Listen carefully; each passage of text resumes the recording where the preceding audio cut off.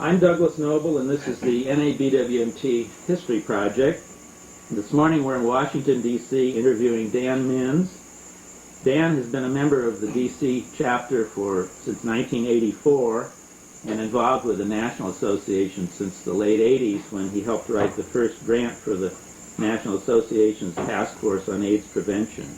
Later, in the mid to late 90s, he was both a volunteer and paid basically office manager of the NABWMT office in Washington, D.C., and he was an NA director from 1998 to 2000. Good morning. Welcome to the project. When did you first join the Washington chapter of BWMT? Well, how I got involved in any gay groups at all is sort of interesting. So I've been married for 18 years and college professor and taught in Cleveland, and sort of at this point of changing my life, separating from my wife, and I moved to D.C. by myself and was sort of starting a whole new life. It was a new job at American University, and sort of on my own in terms of the gay scene, and I knew nothing about it, and I got a local paper. I didn't even realize there were papers, called The Blade, and at that time they would have a list of social organizations, and I was just shocked. I mean, they'd take up a whole page, and it was gay bankers and stuff like that, and right there was this group called Black and White Men Together, and I said, well, that sounds interesting. And I had 2 phone numbers, and I called, and one person said, oh, we're a sex club. And the other one said, oh, no, he shouldn't have told you that. We're a political organization. And they said, anyway, I knew nothing about the gays and the groups or whatever. And the person on the phone says, well, maybe a good way for you to learn is we have rap sessions every Sunday night. And we get a good turnout, 40 to 60 people at the Gay Community Center. Why don't you go to those? And that's what I did. And that's where I met couple people that are still my best local friends to this day, and I would just go to those sessions every Sunday, and every week it was a different topic. You know, why do people go off into the woods, or you know, for anonymous sex, or more younger, older couples. You know, it was different, but it was a great way to get a lot of different views about what was going on, and that's how I got put in socially. You know, and then I became quite active in the local chapter, working on a lot of projects and events. Had you been involved in any interracial groups or activities or social situations before you came to the D.C. chapter?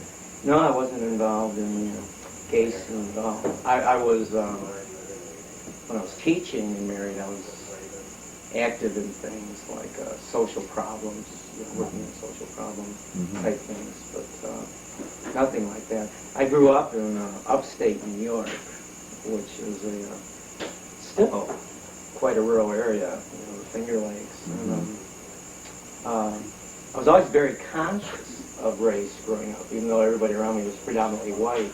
But it was an area where at that time when I was growing up, a lot of the farm work was done by these black migrant groups that would come up from the south. They would actually come up for the summer and live in tents. And so actually, like on Sundays, you could drive around my area and there'd be huge gospel festivals and things going on from these migrant groups. And I grew up on a farm. Sometimes my dad would hire these groups, and I would talk with some of these people. And it always struck me how hard working they were. In this hot sun all day, pulling weeds and getting paid so little. And that's actually my first racial consciousness. Do you have any specific recollection of your very first meeting in the D.C. chapter? What was it like? What were your initial impressions? Well, my very first meeting would be that first rap session I went to. And there were quite a few interracial couples there. I don't remember what the topic was. I just remember how blunt and open people were in talking about anything. And I just remember this one interview, they got into a fight with each other, you know, and I was just, like I say, I didn't even know there was a gay scene. So this was my very first encounter with any sort of gay group or whatever. And then they have this open, very blunt discussion like that. I mean, it was just a surprise to me. I didn't know what they were talking about half the time. But it was a good introduction. And yeah, that was my very first. So you were fairly active in the DC chapter those first few years. Mm-hmm. And what was your first involvement, what was your first encounter with the National Association? I actually got involved with the National. I had met various people in the National when they'd come to D.C. and they'd come to some of our potlucks and things like that. I met Les Everett that way. So there was this peripheral knowledge, but like I said, I was kind of getting going on a new life here. Mm-hmm. So actually the D.C. chapter, to the extent that I had time to get involved in anything with a whole new job and all that, was pretty much D.C. But then the National, I got involved sort of through the back door. When the AIDS crisis came along, people in the National, a few of them decided to try and do something about it in a more active, big money way to have outreach to the minority community, because it was already clear right from day one that this was, of course, a tragedy for everybody, but it was especially bad in the minority communities and seemed to be spreading faster than in the white community. And Steve Feeback and Reggie Williams were saying, what can we do, how can we work on this? And Steve found a grant proposal from Centers for Disease Control, and he wrote the grant. And the grant had three components, and one component was they had to do a research project. They had to set up workshop outreach, set up an organization for outreach, and then do this research project where you basically began to get baseline information about what was going on within the minority community in terms of their knowledge about AIDS and stuff like that. And the assumption at that time was that AIDS was spreading more in the minority community because they weren't getting the information they needed to know better, so to speak. Mm-hmm. And that all the messages, what few there were about AIDS, were white-oriented or more mainstream-oriented. And so part of this research project was to actually survey gay minorities and find out exactly what they did know. And Steve, not being an academic, my background is I teach at the graduate level. I teach research methodology, how to do surveys, how to analyze surveys, statistical analysis. And so Steve asked a friend of his. Steve was in D.C. a lot. I forget why at the time, but he was around here quite a bit. And we had a mutual friend named Carl Lindblad. And he asked Carl, who do you know that can do this research part? And Carl goes, well, I know Dan. And he hooked us up. I actually went over to Steve's house and in just a couple of nights wrote the research component of this grant. And never expected it would get accepted because it was very unusual. Our sample, the people we'd interview, we set up this thing where we wanted people who actually practiced gay sex. So we set up this sample where we would train interviewers to go out into the fields, you know, with their little questionnaire, and we would actually get people coming out of a park, coming out of a bookstore, and things like that. It was very odd, and but the CDC liked that because they would be real hands-on, and if you could get the people to talk to you, results that you could trust. So we got the grant. Everybody was quite surprised. And the grant was for how much? I forget the actual amount. It was well over $100,000. From the Center for Disease Control. Yeah. Mm-hmm. And like I say, they had the three parts. They had to set up this organization for outreach. They had to set up workshops that actually would be part of an outreach project, and we had to identify this baseline information in the AIDS community. So I was what you call principal investigator of that project for doing the survey and getting it carried out. And then Steve and Reggie were looking after the other parts, setting up workshops. Reggie Williams. Reggie Williams, yes. And setting up the task force. So the task force was originally a committee of BWMT for all practical purposes. And when we got the grant, I thought, oh no, what are we going to do now? I mean, it was really a surprise. Can't tell you how much we were all surprised that we got this big project. And so I actually set up a graduate level course in survey research at AU, built around the survey, where we went through. That was American University. At American U, where we went through all the stages of the survey, and this is common in graduate school, where you'll build a course around a project, and everybody gains. You know, we got highly competent people doing the project. Likewise, the students get experience with a genuine national survey, how it was done, and the data analysis and all that. So we all gained, but that's one reason we were able to hold down the budget. You know, a lot of it was done with AU's computer, and those graduate students did a lot of the work. And I think one reason that turned out well is that reason. So you were the prime facilitator of those contacts with the students. Oh yeah, I ran the class, the professor for the class. We meet every week, cover something new, and then relate it to the survey. So they were involved in question construction. It was a little odd for them because nobody ever said, well, Mr. Dminns is gay, but yet here's all these questions about, well, when you're a man and you have sex with other men, you know, nobody ever said anything. Because it was a real project and everybody really, you know, they were serious. They wanted to really learn.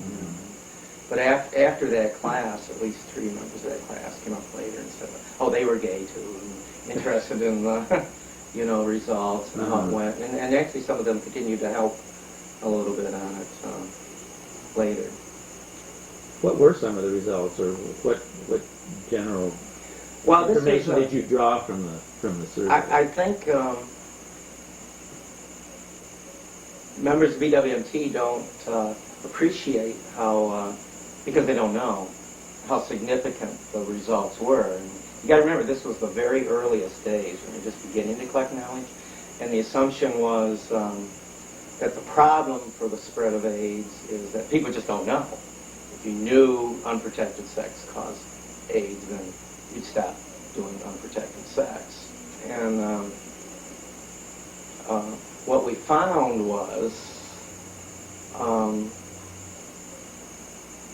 well, we found a number of things, but in terms of bottom line, what was significant, what we found was that minorities, even the most homeless person living on a bench, knew unprotected sex can lead to AIDS. I mean, it was crude knowledge. Okay, you could get into latex versus natural skin condom. They wouldn't know all that or whatever. But the fundamental knowledge that unprotected sex was a problem was out there. Okay, so that took away the basic assumption guiding AIDS outreach at that time. So it went from, the main conception went from, well, people just don't know, and all we do is need to find the best way to inform them. It went to, well, unprotected sex is more like people who continue to smoke cigarettes even though they know it causes lung cancer. It's closer to even addictive behavior where you know you have a drinking problem, but you continue to drink. It was more in that category. And, so we switched. That really changed perceptions. And actually, this has been verified many, many, many times since in subsequent studies done by other people, that the knowledge is there, that it takes something more than knowledge to change people's behavior. So that was the most significant thing. And then in terms of BWMT, we did that. You know, we made that major finding. We really altered the whole establishment at that time for how they viewed the spread of AIDS in the minority community. But we also had another impact. You know, we were setting up this task force, National Task Force on AIDS Prevention. And Reggie and Steve were running all that, and that they developed these safe sex workshops. So the workshops in the beginning were built on this earlier assumption that all you do is need to find out, you know, the knowledge, and then the behavior will change. Once this finding came out, they altered the workshops subtly. I mean, it wasn't a big dramatic thing, but the workshops got more into pressures, how to deal with pressures when you're with another person, to have unsafe sex, and that was added. And there's no way of knowing how effective that was, but nonetheless, the workshops after that point were much more, at least more realistic about what was really going on. And of course, the task force workshops were some of the very first in the country, so other groups were modeling their workshops after the task force workshops. So we not only changed the perception of how AIDS spreads in the minority community, but also the approach to dealing with it in the workshops was our lead. Other people followed the task force lead on this. And I think that's been forgotten over the years or lost. But we were really quite influential in the early days of the AIDS epidemic and combating it. Well, hopefully projects like this will help people remember. Yeah, I hope they do. And then the other part of it was the impact on the organization. I think, I've often said, I think that year when we did the project and set up the task force was BWMT's finest hour, because not only was our focus, you know, work on AIDS, and even though it was a tragedy, there was still this camaraderie of everybody coming together to work on something. Because it wasn't just the national. It was, when we did this research project, we went to all the largest local chapters, LA, New York, Chicago, DC, and to get interviewers to do this survey, to go to the bushes, to go to the bookstores, and find these people to give the survey. We asked the local chapters for their help, and they all came through big time. All the ones we asked came through in very, very competent, assertive, really hands-on. And John Bush and I, you know, two social science professors, we would go to each city for at least 3 days. They recruit people to act as interviewers. A lot of them would be local chapter members, but a lot of them weren't. They were just other people they knew in the community. Well, John and I, we had a 3-day training session. You had to go through all 3 days, include a practice session, going out one night and just trying it, and then come. Some of my best stories are still from those one-night training sessions. But you want to share any of those? We had one. You had to go on this training thing, and it was almost all. We preferred, obviously, minority people doing the survey. White guy would be quite involved or whatever. You know, we'd go on. But there was this one guy with Chicago training, and question always came up, guy, can you have sex with him later? You know, we'd say no. You know, there are always standard things like that. It was always an issue of, well, if they give a wrong answer to an no, we got to find out first, you know, what they do know. Later, you know, after it's all done, we can inform them. One story was that they would have to go out on a practice session, take everything we'd gone over and go out next Friday and see what happens. And there was this one at the local hospital. We got this young black kid who just had his finger cut off and just wanted to do this survey. This kid was still sort of, you know, dazed, and took him out for a cup of coffee and did the survey, and then went and found it was he never knew what was going to happen. Now this was in approximately what year? The late 80s, right? Late 80s. And how long did the survey take?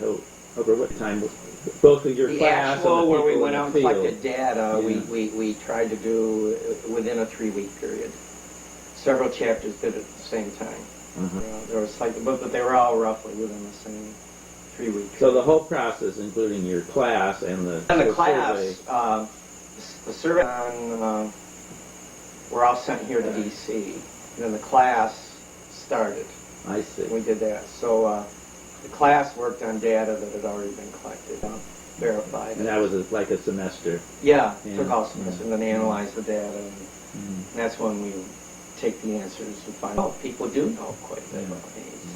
Well, what was the nature of your involvement if task force after the survey was completed and after the task force itself began implementing the... Well, their first office was on Church Street in Cisco, and I went out there every couple months, and it would always be no one specific thing, but it would be what do we do now? And, little meetings now and then about what to do, and I would have to keep signing off on certain things. And they were sort of finding their way on. This was all new. So you were kind of an advisor. Yeah, Yeah. for that first year. For the first year that it was set up. And then after that, what? Then Did it you was. remain involved, or? I remained involved, but it was mostly like a phone call. Mm-hmm. What about this? What about that? But not a formal role. Now they did. They were always applying for more grants, and of course with grants, any sort of research component to it at all, there's usually general requirements about validating the procedures and how are you going to verify that statistically this is working the way it is. So I was written into future grants that they had received where I was to be, I would go out there now and then review. And but then when Reggie left the task force and Steve left, all new people took over, they changed the focus. Minority people working in the task force. So that ended my involvement with And that was in the mid-90s? Did you participate in any more surveys while you were still involved? I reviewed several. They did a second follow-up survey of the first one, but they did it just for southern states. It included Latinos. And I reviewed all of that for them. They hired a organization called Polaris to conduct that survey. And I reviewed that and went through and pointed out problems. The involvement was always there, but it was more. Well, what were you said earlier that was your association? What were your other involvements with the National? When did they begin? Did you attend a convention or? Well, it was like I said, that got me in the back door to BWMT. Sure.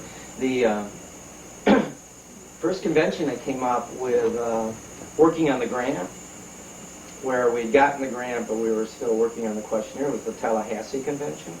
In '89. Much as they can to do work on the grant. And it ended up having a pretty nice time. And that's in a way is what led to being more involved socially with the National. Was went to a convention to work on the grant and just made friends and know people and just got more pulled into it that way. Have you attended most of the conventions since then? About every other one. What type of what type of memories do you have from conventions? Anything specific?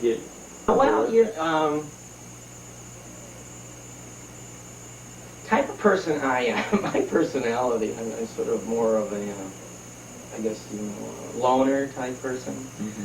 This total engagement with an organization as an organization, although I really like BWMT and believe in a lot of other things, obviously.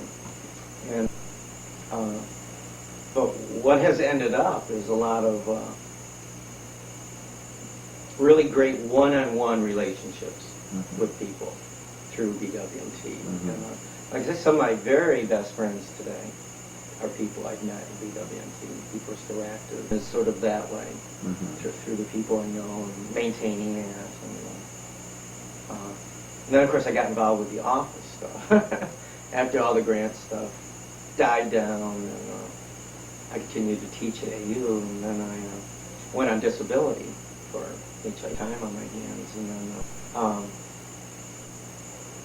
like I said, at that point I knew a lot of people, and Les Everett was coaching into problems with your DC office, and the guy who ran that office was let go, and it was sort of empty for a while, and Les just called and says, well, since you're sitting there around DC, Would you like to just come in and maybe help us assess what needs to be done? And that was around 1997. I Yes. guess. We'd had an office for several years, Yes. established in the mid-90s. And named Floyd at that time had already begun to go in the office and was trying to keep things going. And a convention was coming up soon. It couldn't have been for the office to sort of fall apart. And so I just went in, just basically did an assessment from a management viewpoint, and just found a lot of problems. And so then they decided they couldn't really afford a full-scale employee with all the benefits developing at that time, where you could hire somebody as an independent contractor where you don't pay benefits.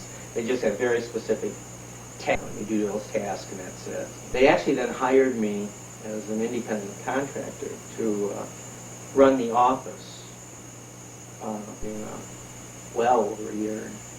And Floyd and I started this process of, there was quite a backlog. Bills had not been paid for months. The DC employment had been paid for years. We were in trouble with the DC. Federal taxes had not been done right. And of course, co-chairs and members of the board were this, but we would sort of, I always hated picking up the phone because you got to say, see, was that the time for 6-7 months, and Letting the board know about the latest bombshell, Yeah. equipment missing, computer missing, quite a bit of stuff, and but just little, all directories were gone. There was no original document like the bylaws and that. We had to call members and scrap back together the pieces and then redo them and put them in the files. I mean, really just fundamentals. We had to rebuild. And so I was hired to do the quote day-to-day, just reconstructing the office. Right. And it went okay. And that's when the independent contractor idea was, people just generally thought that was just a good idea. I think everybody did. And I think the reason for that was, and you get people on the board disagreeing, the office often got caught in the middle. And plus, everybody's a volunteer on the board, and there's co-chairs. And the temptation to hind on your work and then just call the office and tell the guy in there, well, could you do this, and could you just do this by the time they would just be swamped with everybody adding on their work as well as what they're supposed to be doing in terms of everyday things with membership and keeping the bills and invoices going. The independent contractor idea was a good way to manage that problem, because the independent contractor, you just have a specific set of duties. Okay, you don't do any more.